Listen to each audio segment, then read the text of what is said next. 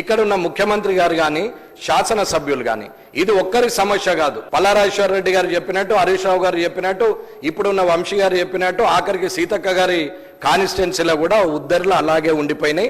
వాళ్ళ బతుకులు బండలైపోతున్నాయి, వాళ్ళు చచ్చిపోయే కాలం వచ్చింది. అది ఏ సర్పంచులు ఏ పార్టీకి సంబంధించిన వాళ్ళు అనేది పక్కన పెడదాం. కానీ గత ప్రభుత్వంలో ఏ ప్రభుత్వం ఉంటే ఆ లోకల్ బాడీలో ఆ ప్రభుత్వం సర్పంచులే ఉంటారు, ఎంపీటీసీలు ఉంటారు, జడ్పీటీసీలు ఉంటారు.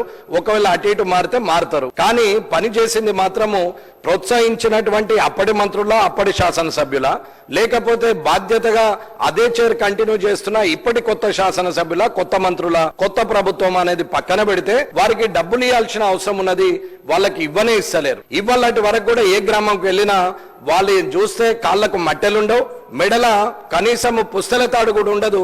వాళ్ళు కూడా పనులు చేశారు అధ్యక్ష. కాబట్టి నేనా మీరా అనేది కాకుండా తొందరగా డబ్బు రిలీజ్ చేయాలని అడుగుతున్నాం.